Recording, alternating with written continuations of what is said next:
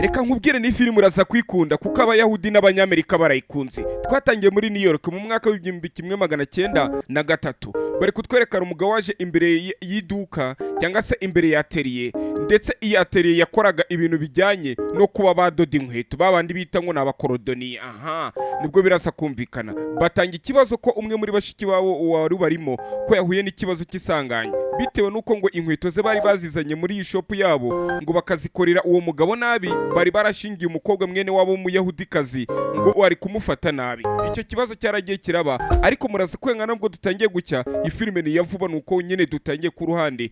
Hakuno uyu ngo aravuga ati rero atigerageza ziranywe tujye kuzikora, aravuga ati ndi ziranyweto ndaza kuzikora nzikari ngewe urenze gukora inkweto. Barongera barazimuhereza ngo ajye kuzikora barebe ko uwo muyahudikazi bari barashingiye muri urwo rugo cyangwa se muri uwo muryango w'abazungu byibuze karaza kubona kwishyura ukizana. Yarebye imashini yirenze araza dodesha iyo mashini, ndetse iyi mashini no kuyidodesha abantu bose baratunguwe, nawe yaratunguwe kuko ngi imashini yarirenze. Abona kana kari kumuyengereza ko ati papa ibi ngibi byaba ari iki? Ati imashini niki papa? Hambwa ati iyi mashini wo wa mwana we sogokuru wawe yahoze yikoresha, inkweto zabaga zarananiranye ko twazidoda nk'abakorodoniye bose bazizanaga sogokuru mbere inyuma y'intambara y'isi ya kabiri. Iyi mashini uri kureba niyo bataye abayahudi nyine nagara abayahudi ubwo na abadage abajamani abadage babataye iyi mashini. Papa hitamo kuyikoresha neza cyane arongera aritunganya, ubu ngubu nikora inkweto zananiranye. Nakana hakunino kari kubaza papa amagambo, papa komeza kubwira ibigwi by'iyi mashini ikora inkweto zidasanzwe. Sasa ayo magambo yose hari umugabo uri muri gare ya moshi ari kwibuka. Ndagira ukuri kirebe uyu mugabo uri kureba agarutse yitwa Max. Tugarutse ku ruhande nanone Max akaba ari we wasigaranye ya shop cyangwa se ya atelier idoda inkweto, abakaba ari korodoniye. Niko filime yacu bari kutubwira. Turi kuri YouTube channel yitwa ABELLO Recaps. Wowe kana subscribe kugira uko nzagenza nagasobanura cyangwa se inkuru zivugwa muri filime ujye umunyamahirwe mukozi ibona mu bambere. Yaje hakuno sasa araza nk'igitondo kimwe nyine nk'abandi bakorodoniye bose basanzwe, araza yitegura akazi atangira nyine inkweto kuzitera imisumari ateramo utuntu tw'udukoryo agira guke nyine zidoda. Urebe filime yacu neza witonze. Hakuno umugabo yaraje aradoda na se kudoda. Imbere ya shop yiwe hari umugabo witwa Dani, ndetse ari gushwana na sheri wiwe. Sheri wahita yikomereza ajya kuri phone. Dana zakurino aravuga ati reka manze nasige inkweto zanjye ndebe ibyari byo. Batwereka umugabo ari kwita baba uko nako ukora hakuno muri baba shop. Yaje ku ruhanda pana wawo ndi wina hariko yaje hakuno ku ruhanda rwawe turabizi. Ese ubundi uzashaka umugore ryara? Aravuga ati nge nta n'umukunzi ngira. Ati kubera iki se kushaje? Ati imyaka 38 ntago urashaka umugore nta n'umukunzi ngira toya. Ati none se buri usigariye hiki wereye iki? Uyaramubwira ati ubu ngubu mbere yo mama wanjye Sara. Ati mama we n'ubu ngubu se? Ati yego rwose mama wanjye nagameze neza ntaga kiva mu buriri nta kijyana kuri toilette. Ibintu byarakomeye bigaragare ko mama we ashobora kuba arwaye cyangwa se ashaje. Igitondo kimwe nanone icyo gitondo umunsi wakurikiye hari umukobwa ukora muri company wenda katuzite nka za zindi ntazivuga ariko bakazamfunga. Kadukomeza aravuga ati twebwe duturutse muri leta turi guteza imbere abene igihugu nyine bafite imishinga iciriritse, tukareba ukuntu twabazahura mbega tukabongera igishoro. Nina hariko nigeze kubibona we buri muturage ukuma ngo wamaye ngo miliyoni. Ibyo bintu nigeze kubyumva nubwo nge ntarayibona ariko abakennye kundusha barazibonye. Sasa ku ruhande uyaravuga ati ushaka ariko iyi business yawe twakongera amafaranga tukakongera nk'ibihumbi byibuze nk'ibihumbi 100 by'idolari ukazajya ukora gake gake ukabyishura. Ariko bikenshi abantu baba hanze murabizi barabazungu iyo batangiye kuzana propaganda ngo bakugurize hari ukuntu bashaka kukurira mu mibare. Uyaravuga ati rero ati nge ntabwo byakunda. Avuga ati none si shop ntabwo ayigurisha basi none ubwo ukabona igishoro ryambaye. Aravuga ati oya iyi shop yari ya sogokuru wanjye nawe yahawe na sogokuru we. Ati iyi shop ni y'umuryango kandi ni byinshi ifasha uyu mujyi. Aravuga ati oya ibintu byo kudoda inkweto ntabwo bikigizweho, iyo ni imirimo iciritse abanyafurika ukuntu abaginga baba badufeka shaho. Ati ni imirimo iciritse muri Afurika ku buryo nyine utabura kudoda inkweto. Aravuga ati bitekerezo neza ariko nimbona bishaka twagurisha cyangwa se wahatugurisha. Mfite umukire witwa Salomon ari gutera imishinga iciriritse inkunga. Bivuga ko uwo Salomon ntago ari uko bwa ngo wenda ngo n'umutima mwiza, oya ni urwitwaza ari kugenda yitwaza ku bantu bafite imishinga nyine iciriritse, akaraba ahantu bafite nyine ibikorwa remezo kurya itaza kakugurira ise tukavamo wakagenda ashira mu dukorwa twe gake gake yitonze. Ku ruhande uyu sasa aravuga ati oya ntago nagurishira umukobwa arakabura uko yigira. Batwereka sasa iryo joro rimwe urebe filime neza witonze byagenze bite. Uyu mugabo yari gutambura mu mujyi cyangwa se kugenda mu mujyi nibwo yaje kuvuga ati byibuze nangerekana yitahiriye atashye ageze mu rugo wumva filime neza witonze. Aha niho ruzingiye nuko aravuga ati mwana wanjye ati ndabizi kumbe uyu niwe Sara yavugaga arisaziye kumbe ntago ari uko arwaye. Aravuga ati mwana wanjye ati ntago nshaka kumva ibi bintu. Aravuga ati reka tugerageze twumve ibiri kuri televiziyo twumve ibyo bari kutubwira. Uyu aravuga ati oya uyoboye leta si leta itubwira ibintu twe dushaka kumva ntago ari uko ari ukuvuga ngo iri kutubwira ngo ibintu byiza. Uyu akomeza ko ati mama okay sawa basi reka ngira akantu ngukorera turebe ko twasangira ure filime neza witonze. Uyu mugabo yaje kuri no ibyo byarabaye agaburira mama we. Umunsi ukurikiye sasa yahise ajya ku kazi bisanzwe. Ageze ku kazi ku ruhande yaje ku ruhande hari uwaje aramukomangira aje kureba ukomanze ngo ninde. Aravuga ati ninge rwose impanagurira inkweto. Uyu mugabo usibye no kudoda inkweto atageze hanagura yitegereje umwirabura aramubwira ati iyo saa kwambaye ikirenze. Aramubwira ati Rolex agalalare isa nambaye ni Rolex kandi mfite nyinshi agalalare ntago bavuga ngo ngayigati rotof oya agalalare. Abirabura ukuntu nyine bo bivugira icyo bakagihina ukuntu it's Rolex agalalare. Sasa ku ruhande uyakomeza kubwira ati ndetse unitwaye neza cyane nazakuremera sha nazakuremera. Aravuga ati koko satego rwose nazakuremera. Aravuga ati ariko kubera ko nabonye uri umwizerwa ngusigiye inkweto zanjye izi nkweto zidode neza kuko zifite icyo zisobanuye ku buzima bwanjye na mama wanjye ndetse n'urwibutso mama yansigiye mbere yo gupfa. Aravuga ati koko sati ati biyo byizera uruzikoze wa muginga we ni umugabo w'umwirabura hano reka tumwite mukarage. Uyu mugabo ari kudoda za nkweto za mwirabura zakirabura inkweto ziracumba urebe yashize ku mashini imashini nayo ubwayo ihita icumbuye. Aravuga ati izi nkweto se kandi za mwirabura bimeze bite ku mashini imashini kuzidoda ihita itangira gushya indodo ziracikagurika inshinge zazo zirangirika. Ahita agira inama kumanuka hasi muri basement cyangwa se muri cave ajya kureba nimba nta mashini byibuze iwabo cyangwa se basogokuruza baba barasize zindi zidoda inkweto kugira ngo arebe ko iyi mashini iza kumuzahura kugira ngo izi nkweto za mukarage azidode. Ari hakuno ku ruhande hari imashini agize gutya ari twikurura ya mashini twatangiye ari kwibuka papa yavuze ngo ni imashini gitangaza ngo abakorodoniye bose inkweto zabanani no yajya gizidoda. Imashini umugabo yaraje arayidoda kuko bamubwiye ati mukanya gato ndahita ngaruka nka saa 10 turi saa 8 ndahita ngaruka ndahita nza gutwara inkweto. Uyu mugabo koko yaraje arazidoda noneho wa mushuti we wo hafi yiwe araza aravuga ati Max izi nkweto koko iyi mashini ko mbona ikudoda inkweto neza. Aravuga ati inkweto ni sogokuru iyi mashini sogokuru wanjye wayimpaye. Aravuga ati sogokuru bivuga ko yarakwitayeho wandi ukora muri baba shop begeranye umuturanyi we w'umucuruzi. Aravuga ati yego rwose yaranyitayeho. Iryo joro sasa Max yarategereje biza kurangira nafunze atelier yategereje mukarage mu bwenga araza saa 10 barasasa kubera urumogi. Hari igihe nyine bataba babyumva neza cyane nyine kurya itegira ngo amasani yari yagenda sasa uyu yarategereje aramubura. Ageze hakuno yigira inama gutaha ashiramo agasuti. Aravuga ati ariko saka agasuti ntago kaba neza ntafite agakweto nyine kameze nk'agacongo natezamo. Uyu nguyu sasa ku ruhande nibwo agize cyabona mugenzi we ari gutaha nawe yari yigira inama gushiramo agasuti ngataye ibiranga. Araza aragerageza aravuga ati ariko si umuginga ko yatinze ubundi ibi ni biki. Yitegereje inkweto z'uyu mugabo aravuga ati ariko ubundi izi nkweto ko yavuze ngo n'urwibutso rudasanzwe izi nkweto ziri mu biki. Arayebye neza nimero ahita abona ni 10 n'igice. Aravuga ati izi nkweto nimero 10 n'igice ati nimero nanjye nayambara. Uwo muntu abafite igihato kinini nimero 10 ni igihato kinini nk'icya Junior giti. Junior afite igihato koko sasa uyu yaraje yambara za nkweto za wamukiri arebye ahita abona hindutse wamukira tegukomana akabura ko yigira mu izina rya Yesu birayi ati bise ni biki. Ahita kuramo za nkweto afite n'ubwoba arongera arazambara kikaza kigahengereza abona abaye wamwirabura za nkweto zikuramo derazambaye amasogisi. Arangije arareba izi nkweto aravuga ati izi nkweto zirimo amagini cyangwa ujya haraza yigira inama aravuga ati ariko izi nkweto ubundi vipi zazo yibaza impamvu yambaye izi nkweto agahita hinduka nyirazo biramucanga. Sasa arongera arazambara ngo arebe ibyo ari byo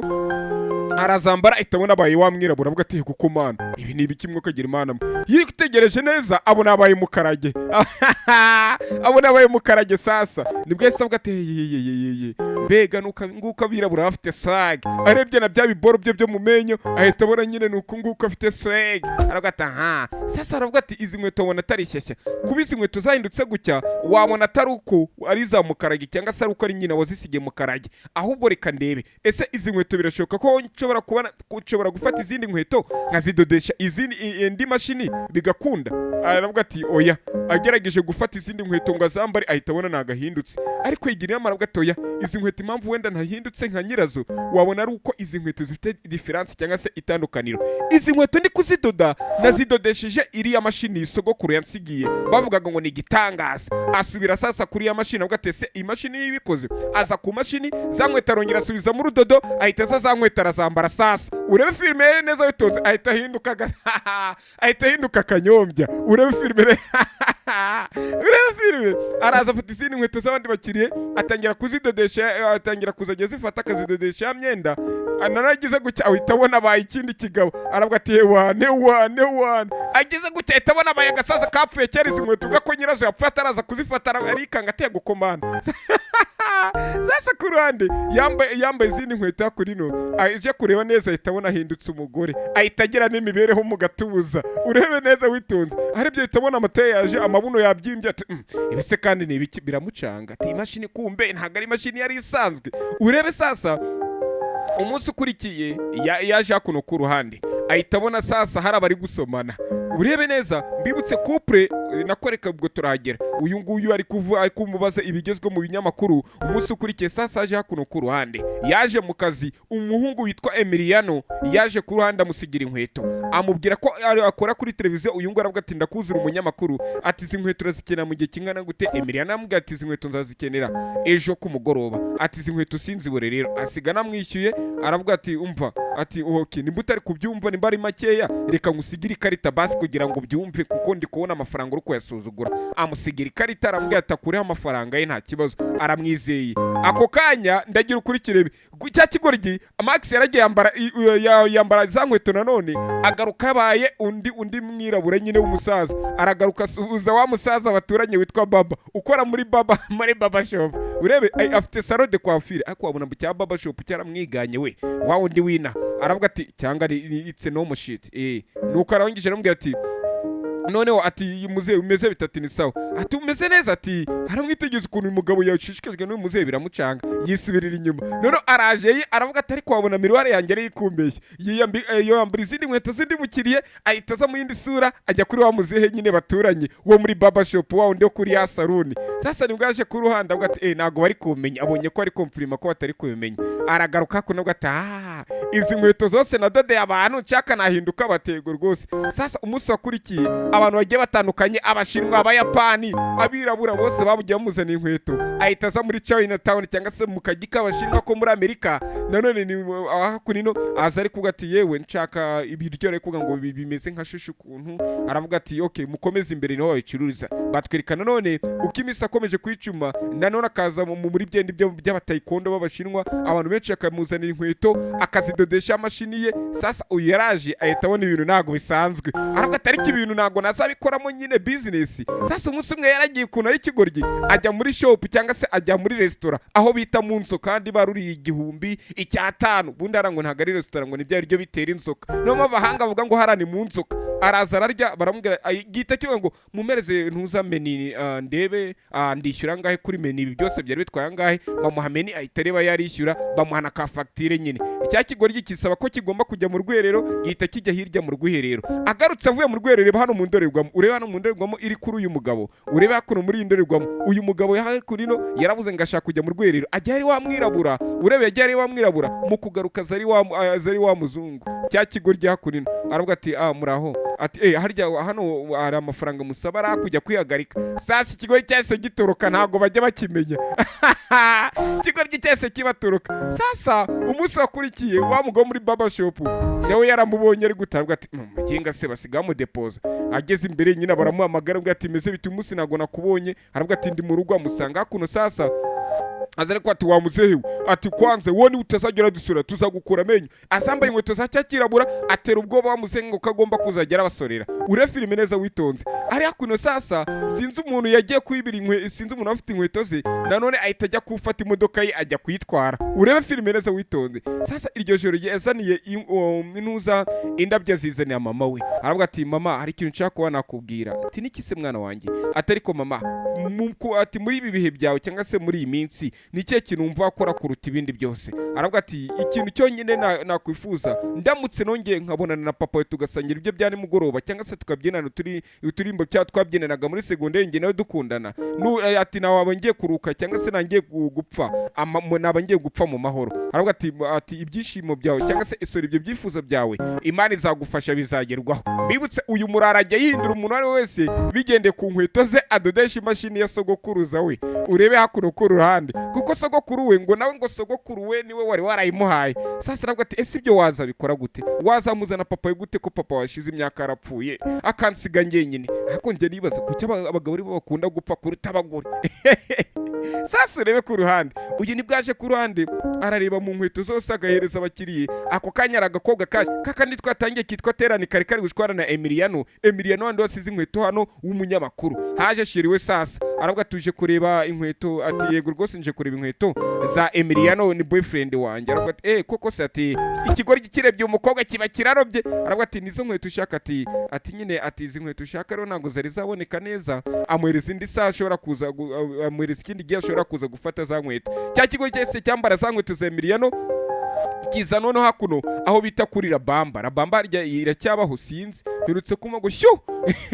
Sasa kigori cyarire byakono cyangwa ati ko nabaye akabogari nsigaye nsa nandi bumuntu kiravuga ati niko nyine umva ko umugabo w'ibogari ngo nkandi bumuntu cyangwa nka videni hagiye twa videni wa undi wita ngo ni tigeri ntago nibuka. Sasa cyaje mu kabari aje mu kabari bitewe n'ukuntu nyine abakobwa bari bagishamadukiye ajye asaba ntuza meni nyine ibiciro by'inzoga uko bimeze nyine yaje aho bita kwa Jaime kuri rabamba aza muri twatubara kurukure akari umuntu wibashye kari agasore kakabogare nyine hahita haza undi mukobwa abakobwa bari kukareba nyine baravuga mana yanjye uriya muhungu rwose twanamukunze. Haza kandi gakobwa kakapani kazi ndetse kamubwira ko karaza kwishyura fagitire karavuga ati ariko se wambabarira ijoro tugataha. Umukobwa aramwisabiye ngo iri joro batahane. Buriya aba bakobwa b'ibisi nakubwira ngo umutahane ntuzagire ngo wenda ngo yagukunze kiba kiri kugera nikikugezayo kigukubitiro kikudireyo kikwambure nimuzana umutwe muri kivuge ngo rwose ngibiki ngashatse ngo nibiki kumfata cyangwa ngo yanze kunyishyura aguteza abantu. Ntuzajye wemera aba bakobwa izo se ni impuhwe. Sasa ku ruhande sasa ibyo byarabaye atangiye kuzajya atahana n'udutekawe. Sasa aje ku ruhande uyu nguyu batwereka undi we wanyawe aje kumureba ngo arebe kamuye inkweto za nkweto yese zikuramo igitaraganya aje kumureba ngo amuhereze inkweto. Sasa umunsi wakurikiye iki kigo cyavumbuye aho wa mukobwa ataha sheri wa Emiliano witwa Terani aravuga ati kanjye kureba sheri wiwe ngo bivuga ko kubera ko kiragenda cyambaye isura ya Emiliano gishobora guhita gitura hasi da kizakuno mu rugo rwa sheri we. Aravuga ati baby ndi muri dushe ndi koga. Ati njira ariko ati ngo iki ndi muri dushe ndi koga ushaka wakwinjira. Aravuga ati nyine urabona ntago nakwinjira ko ati nyine ntago naza ngo twoge kuko ati kubera iki se baby nubundi ngaho da uzi ko sha umukobwa araza aravuga ati mana yanjye kandi nayo ngukumbuye dore umwanya wose uciyeho nagwamagaraga ntunyitabe. Ati nyine narindi oneya kwa kundi abanyamakuru nyine ngo bari muri studio ngo baragahita kubwira ngo narindi oneya abakundanye n'abanyamakuru ubwo mwerabizi nuko ahita ambwira ati rero baby rero nari nce kuba nakubwira ko ati uyu munsi nyine mfite utuntu turi kumbangamira ameze nk'umuntu wahindutse muri ngewe. Aravuga ati ariko kuramo imyenda uze twoge. Uyu nguyu ahita kuramo imyenda ngaze boge. Sasa yibutse karaza gukuramo inkweto biramucanga yibutse karaza gukuramo inkweto agahita ahinduka cya Max. Sasa dore utuguru yewe dore utuguru uyu mugabo arumye shaho neza bukakaraza gukuramo inkweto agahita amuvumbura. Avuga ati baby urabizi nibutse umuntu twari dufitanye gahunda we. Ati ahubwo baby buretse ndaza kukubwira. Ati none se baby kwisi ugenda. Ati baby kandi nangukeneye. Ati kuko ndagukumbuye dore amaze guca. Ati buretse turaza kuvugana. Buri umukobwa ngatangiye kukubwira ngo aragukumbuye ntago ari wabakumbuye. Sasa twereka kuri televiziyo umugabo ari kwita Salomon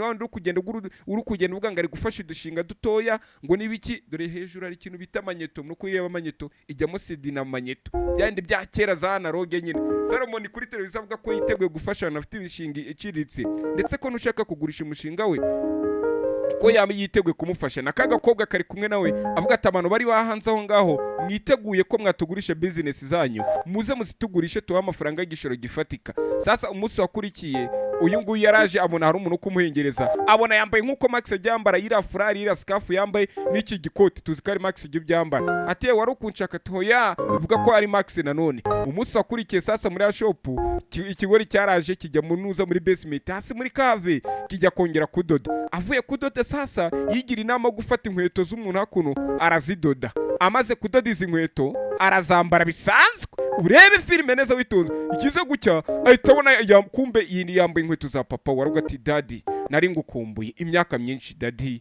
yo ndagira urebe nimba sasa papa yarapfuye kuko we ntaga mubonye umuntu wapfuye wabuze. Reka sasa iryo joro yaraje ategura arebye mukecuru aravuga ati tegura ugegura na papa. Ati koko satego rwose ugegura na papa. Vuga ko papa yarakiri muzima yari yaramutaye imyaka myinshi cyane. Sasa uyu nibwo agize gucya mukecuru Sara abona hari ukinguye aravuga ati ese yaba ari wowe cyangwa ndi kurota. Hagize cyadisi abona kibasumba we wa mugabo wari barakundanye muri high school iye bya bindi bita ngo na muri scolaire. Abona umugabo aracyari muzima abona aracyari wese ariko ndumva nasubiza inyuma hari rore nabonye muri douche ndavuga ati ibiremwa bibaho pe.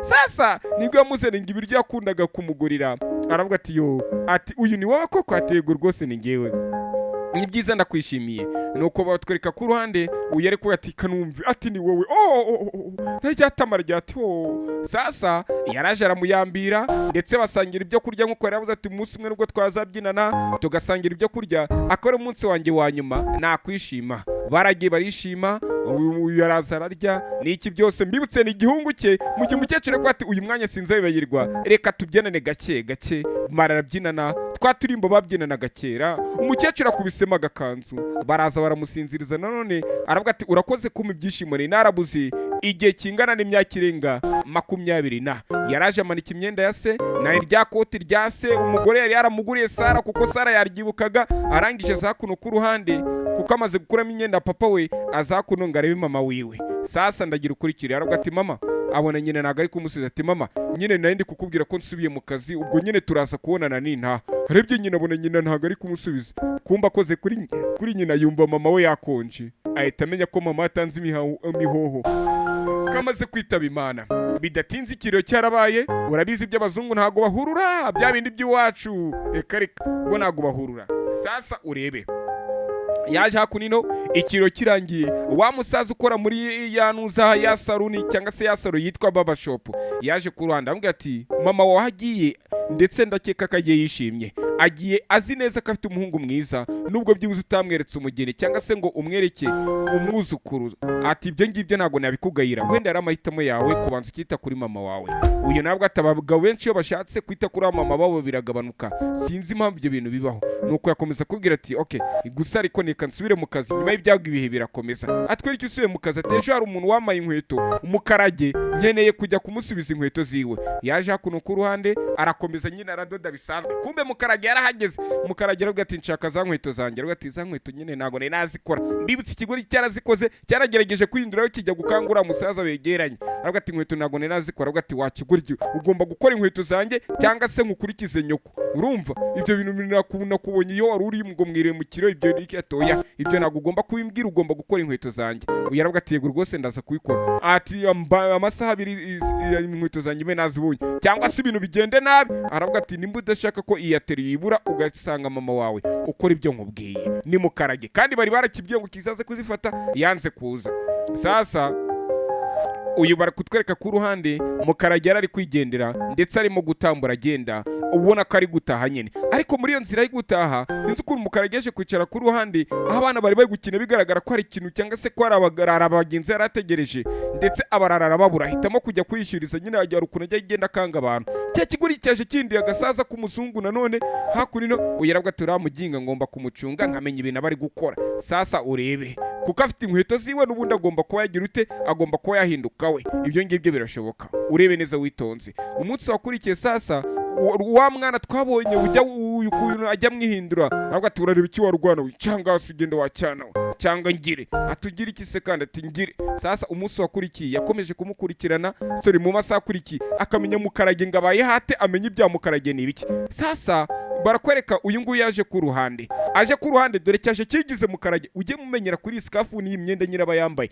imyenda yo nagi gihinduka azakuno yigize Mukarage ari kumviriza Mukarage atuye yumva n'urusaku ruri kumbe Mukarage ari gushwana na shire ugatumva ndakurambiwe ati ibyo uri kunkora nago mbishaka ndetse umenye ko ari amafaranga kari yagiye gutuma ubu umuntu mubi ati kubera iki se kandi atugiye gukorana n'abantu babi bizarangira polisi gushize hanze. Rero ibi ngibi ntago nakomeza kubyanganira uzahitamo ikintu kimwe uzahitamo kariyeri yawe cyangwa se uhitemo ngewe nuko aravuga ati kwanza nta n'umwanya mwifitanye nawe uwa mukobwa nuko arasohoka arigendera. Batwereka ku ruhande Mukarage yaje ku ruhande sinzi ukuntu ari kugira gutya ngo ace hirya inyuma arebe ibyo ari byo biramucanga. Sasa aburahanyura ari muri yanzu ya cyakigabo aje kurunga arebe karakibamwe muri amasaha ya Rolex aza ku ruhande agira gutya arebye ahita asangamo imbunda. Uyu mugabo ni ikiyebe cyangwa se n'umugizi wa nabi afite n'imbunda bwati mana yanjye uyu muginga ibintu abibonye gute agize kuri ka kaboro gafukubita amashanyarazi ahita kubita amashanyarazi arahwera aza gukanguka akimuri yanzu ya Mukarage agiye gusoka muri yanzu ya Mukarage. Sasa yibuka neza ko atari Mukarage yambara inkweto ze ahita yinuka Mukarage agiye gusoka ahura na Mukarage ari kwinjira mu rugo rwa ati wakigorye wowe urinde ati hubwo urinde Mukarage ahita n'igikigorye Mukarage ni igikigorye bati wa muginga urambwira ngo urinde urugushaka iki uragenzwe n'iki watumwe nande aravuga ati nukurira muntu wanumye ati reka nkwicire wa muginga ndakwica sinzi kuri ivuyemo kakanu gakubita amashanyarazi ahita gakubita Mukarage. Sasa arahwera biza kurangira Mukarage wanyawe bamuziritse aravuga ati umva nkubwire rero ati wowe nta kintu uza gukora nta kintu uza kunkora to muginga ubundi urinde gute wamfunze ukanzirikira kunira weravuga ati funga umunwa ceceka tukumvikane neza. Kumbe arebye abona ni rwana aravuga ati wari ugiye kunyica aravuga ati ngiye nkwicira iki se kandi ati wacyana ibyo wakwikora byari byose mfite genge yanjye iraza kunshaka aravuga ati baraza kugushaka ariko ntibarakubona. Arongera ahita gitamika ibindi bintu kugira kidasakuza ati abo ngabo bari gukomanga se burasaba niga banje ati reka ntago ari abaniga bawe. Uyu nguyu sasa azayigize shira aravuga ati sheri y'amasaha ryari he ahita ambwira ati amasaha ari hirya nyine hahandi kuri karakabati inyuma hari akarakaboro k'ibirahure aje kureba karakaboro k'ibirahure aje hakurino agakuyeho ahita abona inyuma hari boro zirimo. Sasa agaruka yigizewe aravuga ati buretse gato wakigorye atariko ibi byose kucyura kubinkorera mwana kucyura kunkora ibintu ako kanya mvara bari gukomanga ni bamaniga bamaniga bari gukomanga aravuga ati ziba aravuga ati nubundi baraza kukwica kuko baje kumfata ngo tujye muri diri 50,000 hari umugingo wadoje 50,000 kandi ni ngenge nyine uzi kumutocerenga cyangwa se ninjye uzi kumukuramo amakuru mubabaza kugira ngo ambwire ibijya mbere ngo ni biki.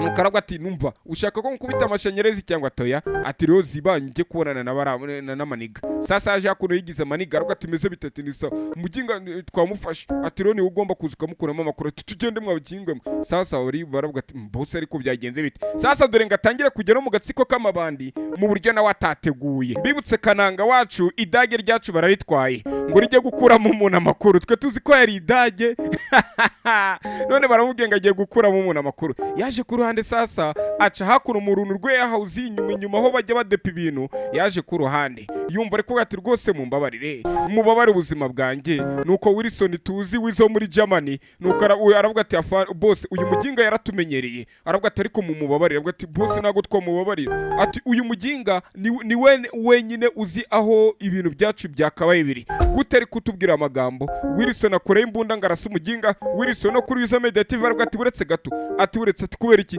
ati kwera kari gusemba imbabazi mubabarire atari gusemba zatego nyine adusebye imbabazi vuga katazongera kudukorera ayo makosa nyine. Abandi baravuga ati mako boss byagenze bite boss wari bandi yageza kuri muri douche. Sasa saba kanya ngabitekerezeho he gonna think about it then ajya munuza muri douche akuramo inkweto abanza kwawe wanyawe yire mu ndere gwamara ati mwana ibi ngibi urabifite wabikora undi mutima kati ntabwo wabikora ahita yibwira ati ngo sha urabishoboye wabikora Yesu zakuno yikarumye none ahita yigira umurakare aravuga ati umva nkubwire wabandi watego sitwe twumva ati urabona imwanda wose waduteje atego rwose ndabyumva ati harya witwa ndahita avuga ati oya wimbwira izina ryawe ndarizi witwa Raprick iryo zino ryumve Raprik niko ari kumwita ngo sitwa Raprik ati yego rwose niko Raprik ati nimba ko kusebya imbazi ko batazongera kubikora ngiye kukubabarira ubuganyuma n'ubwa mbere nsongera kukubona yuko ngiye kudukora amakosa dokuna abandi barara bari kumureba bakambije aganga ati nsongera kukubona muri amakosa nzahita nkwica igitaraganya uranyumva atego rwose ndakumva nuko yita bati mumuzirikura ati mugize ngo iki ati ntago muri kumwumva se mumuzirikure muyaye imbabazi ubwo mumbwire gahunda tugiye gukurikizaho niye tugiye kwa twakurikizaho sasa uyu nibwo yahise avuga ku ruhande aravuga toke rero reka mbereke reka tujye kuri gahunda ikurikiye ndaje ubundi bindi tubikurikirane baje kureba uwo bita Green Wall cyangwa se rukuta rw'icyatsi ninde uwo muntu bisa nkaho ari umukire wari ugomba kohereza akazi k'ibihumbi 50 bya bihumbi 50 mu kanya mukarajya tubwiraga hakuno hari ugiye kubimuhereza uyera wanje sasa barabacakaza barabasaka ahitaza ku ruhande ageze hakuno usanga hari umugore uguteka aravuga ati bimeze bite mukarage aravuga ko ameze neza ko ari kumwitareho ati bimeze bitatu imeze neza ati maze guteka urashaka ko ngo atoya atari kubundi umeze neza toya ati witeka byinshi kuko meze neza ako kanya ahitaza kuna ahitamuhereza amafaranga aravuga ati aka kazi ndagira ngo ugakore kandi aka kazi ndi kugira ngo kugakora ntibikubyongere kugutwara iminsi ntiwemere kurya ntiwemere kuryama aka kazi utarakarangiza ati yego rwose ndabyumva urabyumva tego rwose ndabyumva ati mwaho ngaho munsi harimo urwandiko ruri amabwiriza y'ibyo urakurikiza ati kuwa gatanu bizabe byarangiye ati kandi bose turi kuwa gatatu yego rwose ati nguhaye nyine iminsi 2 kuwa gatanu bizaba byarangiye sasa uyaje hakuno aza mu rugo ahita afata ya mafaranga ya envelope yarimo amafaranga ahita amena ku meza batatwereka ku ruhande hari uwaje aje ku ruhande yigize ngo nakana keza aje gufungurira asanga mukarage yizirikuye aravuga ati mbwira uje kuri cyakunina avuga ati urabizi baby wanjye atoya wonda gupfubura ariko ngusangi wawe gutuje wanjye rero aha mukarage afite ikindi cyana ajya pfubura none ngo uyu munsi ngo kimwisangiwe aravuga ati mva nanone buretse gato arebye mu gikapu abonamo ya sa ya Rolex gikoma kantu mukingo yagerageje kunyibira isaha aravuga ati ngiye ati ntago ndasa kukurasa ahubwo ngiye kukuniga n'ibiganza byanjye byombi mubona uri gupfa uri kuva mu mwuka araza aramuniga uyegerageza gukuramo inkweto akuramo inkweto nakuramo inkweto mukarajya abonye uhita muri Isura irahindutse ariko komana ati shumeka cyangwa se mukozi w'inkweto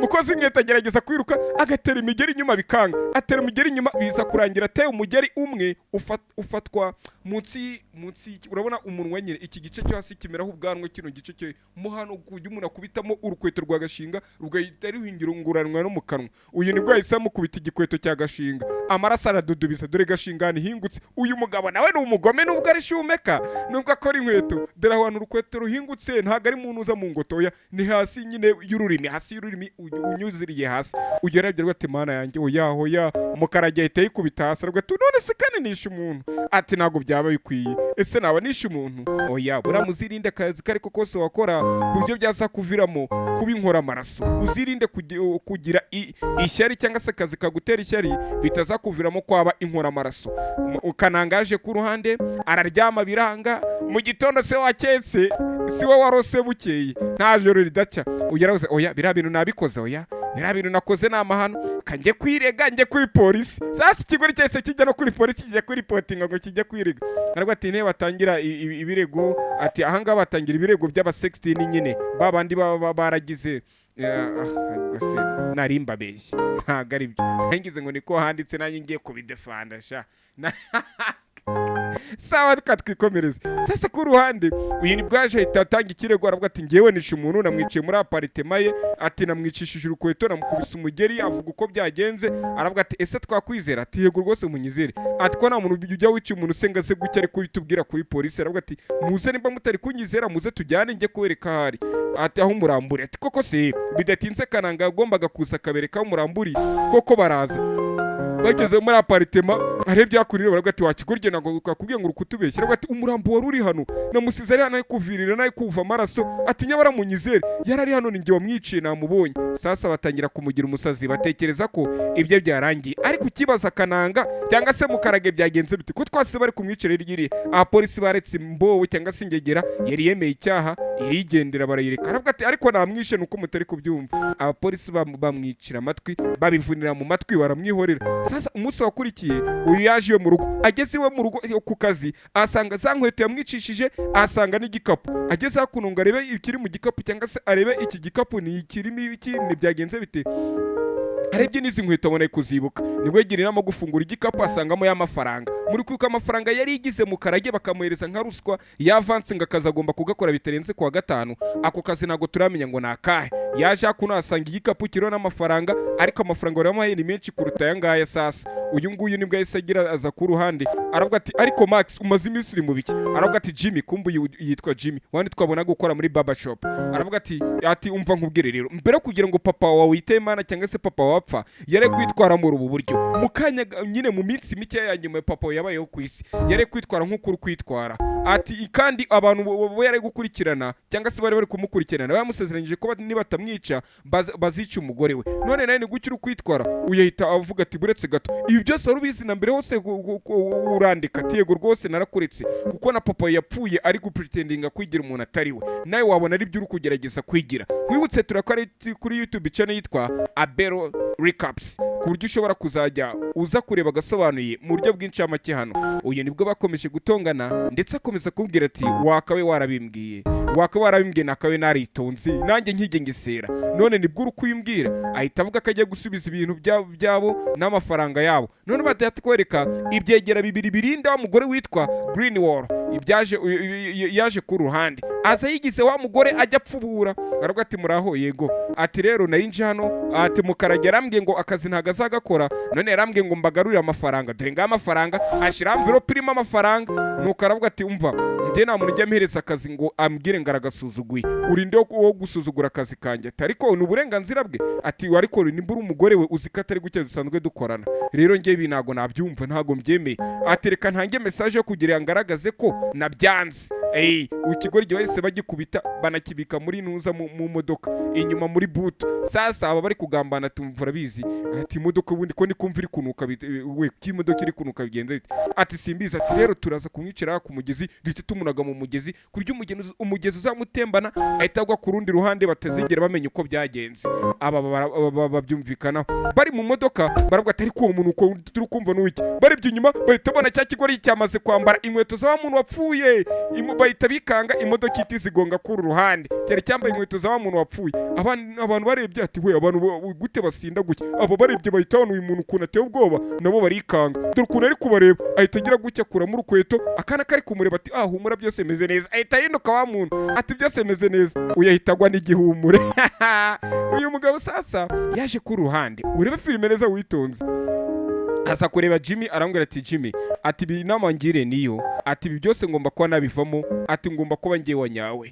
aravuga ati yego rwose ndatekereza ko wafashe umwanzuro wanyawe ati rero niyo mpamvu ndi kukubwira ati mfite mission ngomba kuba nakemura yanyuma na nyuma ati yihe ati nyine mission yanjye ndacyari kuyikora buni nyirangiza ibintu nago bizongera igitondo kimwe sinzi ukuntu sasa yaraye kunywa agasembuye gahita kameneka kuno mu bipapuro handi hari hateretse cya gikapu bushize ahita abona hari ibindi bipapuro biri amabwiriza y'ukuntu ngo hari inzu bagomba ngo kujya ngo gutwika y'umugabo witwa Salamon ni wa mugabo twabonye uri kugenda utanga amafaranga kuri bandi afite dushinga duciriritse kugira ngo umane utwo dushinga twa hato na hato sasa nawe ngo ari umuntu ushaka ngo kugura inyubako ye ngo yaranze none amabwiriza no gutwika iyo nzu sasa yaje hakuno sasa kureba uwo bita aza kureba umukobwa arambwira ati tugende unyereke Salamon boss wawe ati nibiki aravuga ati Salamon ari abantu bashaka kwica cyangwa se Salomo bari abantu bashaka gutwika inzu ye none nicyo gihe ngo tumutabare aravuga ati nibutse ni gute nakwizera ati rwose nyizera ati kubera iki se nye nakwizera hari amazina Suzi atumwe numvishe izina rye ridasobanutse kuko niba abagenge bo muri Amerika ariko nanone ngo ari gukora umugore bita Green Wall ati Green Wall wamuze atego rwose Green Wall ahora hanganye na boss wanjye Salamon ati rero Green Wall niwe ndi kukubwira niwe wohereje abantu ngo bajye gutwikira nyubako tujye kuburira muzehe bagombaga kuza bakaburira muzehe bakamenye byari byo aka gasane ugakunda wandike uduhereze comment yawe ndetse utubwire nimba ari nindi filime yigeze ubona idasobanuye ko twazayikuzana mu buryo bw'incamake cyangwa se isobanuye wenda wabuze ushaka ko tukwibutsa tukazayikubwira twe tuyizane muri ubu buryo sasa bageze kuri musaza Salamon baravuga ati Salamon ati rero uko biri kugenda inzu yawe Green Wall ashaka kuyitwika ati ari kuri mugore se ashaka kurwikira inzu atego rwose ati kubera ko nanze kwamugurisha se ati cyane rwose iyi apartment yawe yose bagiye kuyitwika aravuga ati okay ati none se mbere na mbere uwo musore muri muzanye uramwizeye agakobwa karamureba ati yego rwose uyu musore ndamwizeye ati ni byiza none ko umwizeye. Ati none se musore urashaka iki? Ati ndagira ngo uve muri iyi nyubako batazayigutwikiramo. Ahubwo ati inyubako ntago nayisiga, sogokuruza wanjye yarayubatse, ubwo ni sekuru wa sekuru nyine, sogokuruza wanjye yarayubatse nanjye barayinsigira, ubu nanjye ngomba gushaka uri nzayiraga mu gihe ariko nyiro ntago inyubako nzayivamo. Ahita ambwira ati nimba ntakwinjire mu buzima bwawe, ati nimba nakwinjiye mu buzima bwawe ku nkweto wambara size zingaka. Agakobwa karamureba karumirwa. Sasa byasa tatwereka wa musize ceremony yaje kumvikana na wa mugore witwa Greenwall ari kumwe na baba bodyguard babiri. Bano ba bodyguard bafite dusura ntuze kubibagirwa. Sasa aravuga ati rero uyu mujyi nemeye kuvamo rwose, mpereza amafaranga makeya nigendere, sinshaka kugushwana nawe. Arambwira ati ushaka ngahe? Ahita ambwira ko agomba kumereza miliyoni 3, ati n'ibihumbi 150. Aravuga ati okay, ayo mafaranga urayabonye. Atari ko se nanone ati ni ikihe kintu cyatuma ibyo tukwizera? Ati nuko nshaka gusanga umukobwa wanjye uri muri Chicago. Ahita ambwira ati okay, nta kibazo naribi, amafaranga turakuzanira turayohereza kuri konti. Ahita avuga cyane atoya muyazane kashi, nibwo nyashaka ari kashi. Sasa atwereka ku ruhande hakuno hari abaje, hari izaje umwe muri babandi bandi babiri bazanye amafaranga barinda Greenwall baje ku ruhande baravuga ati dore rero dore nga amafaranga yawe turayazanye. Aravuga ati umva mumanze mukuremo inkweto muze tuyabarane mu nzu. Ati kubera iki? Mukuremo inkweto nyine hano ni iwanjye. Bashaka gutera akavuyo birangira bakujemo inkweto, bamubera abana beza, nabo baraza babara amafaranga kumereza amafaranga yo kumwirukana. Kavukire yewe kavukire bakavukire no kubimura simbizi. Byaje kurangira bamuha amafaranga bagarutse gusaba buri inkweto zabo. Baravuga ati we inkweto zacu ziriye. Uyu musaza aravuga ati umva rero ni mpamvu nanjye ahantu nshaka kwava haba ibisambo, mbega iyi apartment yanjye abayikodesha benshi bagerana ibisambo. Ati umuginga aratubwira inkweto zacu ziri. Nyamunini aravuga ati oya wishaka kuzana ibyo bintu ukatwikomereza. None batatwereka hakuri no Nyamunini urinda wa mugore witwa Greenwall ari ku ruhande ari kugana na Greenwall. Aravuga ati bimeze neza, ati meze neza, ndetse yiteguye kugikanombe ku kigo cy'indege agafata indege. Batwereka hakuno hari upakiye inkweto mu gikapu. Sasa nuza Nyamunini nawe yaje ku ruhande. Aravuga ati uretse gato uriya muntu mbonye simukarage. Yagarutse hahandi kwande, yagarutse muri ya apartment ahaba wa musaza. Ahita atekereza ko Mukarage agiye kuza gutwika iyi apartment kandi bamaze kuyigura cyangwa se bamaze kumvikana na nyirayo. Aravuga ariko ajye kumuhagarika. Ageze ku ruhande yumva umuntu ko atakuse n'ibiki. Sasa agize gutya ngo afungure, yarafunguye akigera hano asanga ni mugenzi. Aravuga ati byagenze bite Gasongo uriya kuri narabwira tumva reba inyuma yawe. Ahita amukubita kakantu ko yibye kwa Mukarage gakubitisha amashanyarazi. Ahita kamukubita. Nimubona umuntu wambaye iki gikoti na ira furari cyangwa se ira scarf, mugomba kumenya ko ari cya kigori cya Max. Uyu nibwo yahise kugira gucyamagara Nyamunini. Aravuga ati yego rwose tubu turi kuvugana uriya musaza tugiye kumwerekeza ku kibuga cy'indege tugiye kumujyana i Kanombe. Nuko batwereka ko yafungiranye Nyamunini. Ariko ati sha Nyamunini wakoze akazi keza, yigizewe Nyamunini arabibonye ko umuntu yigizewe. Sasa batwereka mu ruhande uyu sasa bamuherekeje, harabari bamuherekeje uyu nguyu nibwo yaje ku ya apartment ngari bya apartment. Aravuga ati we urakora iki yakunina? Aravuga ati harya si weho washatse iyi nyubako kuyigura ku gahato? Aravuga ati none sibyo bikureba iki? Aravuga ati aha mbabarira. Atari ko se wa mukobwa we urikange iki? Uyu yarahindukiye arebye ku ruhande ahita abona ibyebe by'abayapani nabyo byabijemo. Ahita abona ibyebe by'Apani bije kuba bya negosia iyi nzu cyangwa se iyi apartment. Aravuga ati oya uriya musaza ari kungambana kanjye umundi kumenya iby'uyu musaza ni ibiki. Ahita azamuka hejuru ko uriya musaza ari ngajye kumenya ibundi ibyangombwa by'ubutaka aho yabibikaga yababwiye koko nimba ariho biri. Uwari umuherekeje wa musaza ahita amufatira ku kibuga cy'indege. Mu gihe wa mugore Greenwall yari kurira ngajye kuri wa musaza. Aravuga ati muze sibambwe bari kugutwara ku kibuga cy'indege? Aravuga ati oya ntaho nigeze njye. Ati gute nta hantu wigeze ujya? Ati nuko nyine ntago nakogombye kuva mu butaka bwanjye, iyi nta ni kuri gakondo y'ababyeyi banjye, rero ntago nahava. Aravuga ati wa muzehewe rero ati ntago uri kubyumva, wansabye amafaranga nayaguhaye, iyi niyo mikino uri gukina. Aravuga ati njye nta mikino ndi gukina kuko nta mafaranga wigeze umpa. Nyagasani uyu musaza nyamara twabonye ari kumuhereza amafaranga. Ariko wamugani cyakananga Max niwe wamwihinduye nyine, kuko niwe wanamwihinduye ajya kudiringa nabo. Mu bigaragara agiye kudiringa nabo kuko uyu musaza ari kubihakana. Bivuga ko Max ariwe cyagiye amaza ngo seze inkweto, yaragiye yambara inkweto ze aramwihindura iyi inkweto ze aramwihindura biza kurangira mvikanye n'uyu mugore none uyu musaza ari kwakana uyu mugore aravuga atumva nkubwire ati nshobora kuba iyi nyubako nayo gutwikiramo ndetse n'umukobwa uri muri Chicago inyubako arimo turayizi dushobora guhita tumuhanura kuri etage ubwonko bugahita bumenagurika kujya utazongera kumubona aravuga ati mbega ikigano kizuru gutanga kuri BTN TV aravuga ati ibyo nibiki kuri kumbwira ngo kuri BTN TV ese wa musaza umaze kuvangirwa batoya ntago ndi ati muraho nitwa Papa Ndahiro Valence na waraza aravuga ati nkuko muri kubireba tugeze muri aparitema ya wa mugabo aho uyu mugabo yarenganyijwe kwa kuri nyine ajya avuga yitsa ariko uyu ni Dani wa undi wadodesheje za nkweto Dani Donald aravuze ati uraho nitwa Dani Donald ati murakora iki kuri no ati uruguca kuri live kuri BTN TV ngubu ari kukureba ninge Papa Ndahiro Valence wo muri Amerika nuko ahita avuga ati gute ati ntago wabyumvishe se twumvishe ko urugupanga iyi nzu kuyitwika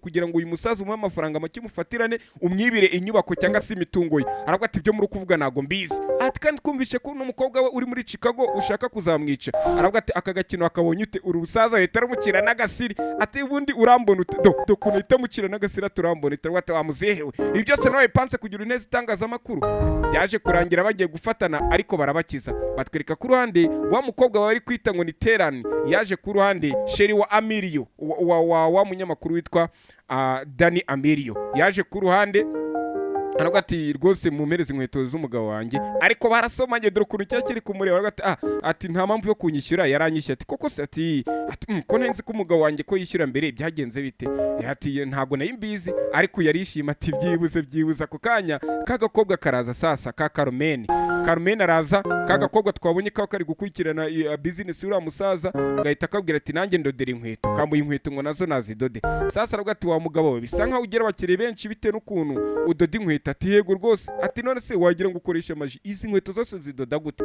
kandi ko kafite imashini ya maji nuko ahita amubwira ati cyo koze ariko biriya bintu wabikoze gute ibya green wall ndetse na salmon biriya bintu wabikoze gute aravuga ati ni Imana yashatse kubikora aravuga ati rero nyuma mutima ukomeye nashaka kukubaza ku wa gatanu hari gahunda waba ufite ati oya nta gahunda mfite ati rero ku wa gatanu ndashaka ko tuzasangira tuzasohokane nyine umukobwa nawe bimwisabiye ahita amuhereza na nimero arambwira ati nimero ntuzayibure uyu ahita amubwira ati ngo awo ubwo ni I will not awo ujye mwiga guhina n'icyongereza ariko muvuge na accent nk'iyabo ku ruhande uyu yarafunguye abonye umukomanya ahita abona ni mukarage aravuga ati mva numvira hano aravuga ati oya mbabarira ntabwo nje kuguteza ibibazo nje kuguhereza iyi mpano ati kora iki bintu uko bimpa ati nuko nabonye kwambera umukunzi mwiza sinshaka rwose ko sinshaka ko mbega ntabwo uri umugore ukwiriye kubabara nabonye waritangira urukundo rwanjye nawe sinshaka ko uzababara ukundi uyu aramureba areba mukaragira aravuga ati wabona yarahindutse amusiga igikapu kirimo amafaranga n'isaha ya Rolex ya saha y'ibyo kwa mukarage sasa uyu nguyu mukarage ari kugenda hakuno yese umbwira ati yewe mukarage nkwereze lift atoya bahita mutunye muri ati jya muri yo modoka iri imbere yawe bahita bamushimuta sasa aravuga ati we muri bande ko muri kunshimuta ati mukinguranuka ati wa kigoryiwe uranyibuka ni ngiye cyagiye wari mwarashimuse muri kuvuga ngo nangirije imipangu yanyu aravuga ati Raprick aravuga ati wa kigorye nago nitwa Raprick nitwa Patrick sasa bite n'ukuntu mukarage nabarabibyirabura ukuntu nyine babanywera umugi hari ukuntu amazina bahita bayahindura nyine kwa kuntu bayitwa Patrick akahita kwita ngo Pazo nazo rero bari ngo bahise mwita Raprick rero ngo uyu muzungu yaramubaza ukuntu abirabura izina rye barihina bakamwita Raprick kandi yitwa Patrick aravuga ati rero uyu munsi ati Patrick so nababariye cyagera ati none se sinakubabariye ukagenda ati ariko ntago ariyo diro twari turimo ahubwo mbaza ngo imeze ite ako kanya imodoka iti bambari baturika imbere bamurika amatoroshi iti bamurikira bambara sasa ku ruhande uko ibigoryi babigonze cyaje gushiduka Jimmy ari kugikangura avuga ati kanguka Max we aravuga ati yaya ariko se ubundi ahangana ageze gutera aturi muri shop yanjye fata ku mazi manzungu aravuga ati ariko se byagenze bitamubwira kari impanuka y'imodoka yakoze ko yamutoraguye ku muhanda uyu aravuga ati yaya ibyisi ni muzunguruka pe none birangiye kuko ari kucya bigenze aravuga ati ubwo fata ya mazi unywaye mazi uze nkongereye amazi y'indimo ati gute nanywaye amazi ukanyongera amazi y'indimo aravuga ati kubera ko amazi y'indimo ariyo meza gucya uri kuva mu mubiri umwe kujya mu ndi mubiri bishira guca intege umubiri wawe nyawe ukazakenyuka cyangwa se bikazaringira kugenda ku gakoni ku myaka 40 rero ibyo ntago ari byiza ugomba kwemera ukanywa aya mazi arimo indimo aravuga ati kumbe warubizi ati yego rwose nari mbizi gute rero warubizi aravuga ati burya wa munsi igihe wagiye wigize wa musaza bita Solomon ukajya ku kibuga cy'indege buriya wa munsi nanjye ningero wagiye kureba wa mugore witwa Green Wall nari nagiye kumureba iwe ariyo mpamvu bara abasore be n'abajijishije ninjye wari wigize uriya muntu. Aravuga ati ibyo se ubishobora gute? Itagira gutya nawe ngo amwereka akuremo inkweto, agikuramo inkweto aravuga ati uraho umuhungu wa, kumbe itabona ni papa we. Aravuga ati oya papa ntago nabyemera. Ibrahim ati ni wowe? Ati yego rwose muhungu wanjye, kiri kwita se mu izina. Ati ngo Ibrahim ni wowe? Ati ntago nabyemera. Iyi myaka yose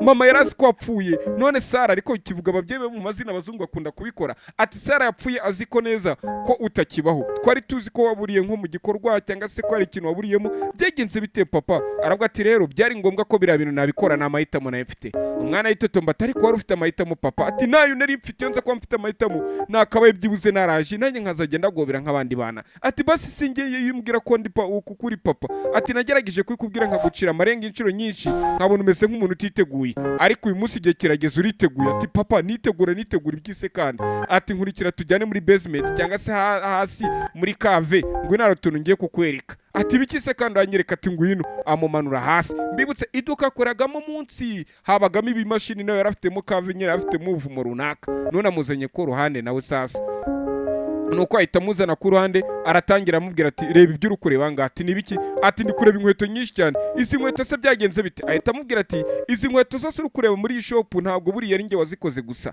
sogokuruza wawe yazikozeho na sogokuru wawe azikoraho, nanjye nzikoraho, none nawe ubu ngubu nawe ugiye kuzisigarana. Ati izi nkweto se? Ati nitwe tuzana marike nshyashya z'inkweto z'uruhu cyangwa se nitwe bakorodoniye bazana inkweto zifite marike zihariye kuryo z'uruhu kurya abantu bahita bona zitandukanye. Atangira kumwereka ati sogokuruza wawe amwereka n'inkweto yazanye. Ati sogokuru wawe nawe ariwe papa umbyara nawe yazanye ziriye, none nanjye dore ziriya ziri kwa ruhande nizo nazanye. Amwereka inkweto nyinshi zitandukanye, amubwira ko izi nkweto bazikoresha kugira ngo bazikoreshe no mu bundi buryo bwa kabiri, kugira ngo bazikoreshe bakoresheje zimwe mu nkweto zishaje z'uruhu z'abandi bantu, kugira bazajya bambara mu masura y'abantu bagiye gutabara abandi bantu bari mu bibazo. Uyu yarumirwa aravuga ati papa kumbe ibi ngibi nakoraga ntabwo wari umutima umwe. Ati aravuga ati papa nyine nanjye nyine umbabarire, nari ntwaye mu kanya n'umujinya numva nagutuka nyine bitewe n'ukuntu numvaga ko papa ko mama wanjye Sara wamutaye, ariko ntabwo nyine byari ngombwa. Aravuga ati mwana wanjye amakosa sa yawe, nanjye nabaye ikigwari, iyo nza kwemera nkaba mpari kugeza ku mwuka wa nyuma byibuze ntabwo byakabari bibi. Bibutse uyu musaza nawe yaramukomeza cyagiye nyina yapfuye, avuga ati mama wawe nubwo apfuye Sara azikura umwana mwiza, kandi umwana mwiza mwera umwana mwiza. Dore shop hakuno baje mu y'inkweto gusa. Sasa uyu musaza yarafite shop y'inkweto zagiye zikora amateka.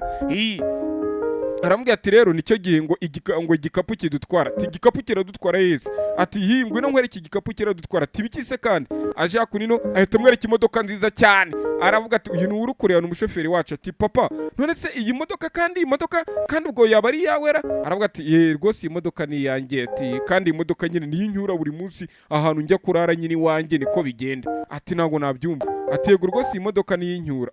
Biramucanga. Ati none se nemere kwinjiramo? Ati nimba ufite ubwoba reka nkubanzirize ninjiremo. Isa arinjira n'uyu nguyu yahita yinjiramo. Sasa ndagira ukuri kirebe nuko nguko imodoka bacyuye, ariko umushishikariza kuzakoresha ziriya nkweto mu buryo bwiza, ari gutabara abantu bafite ibibazo bo hirya no hino batandukanye. Singe wahera watubwira kandi gasobanuye tukuzanira. Imana ikomeze kukurinda. No muri comment ndashiramo indi link ya kandi gasobanuye uyirebe. Bye.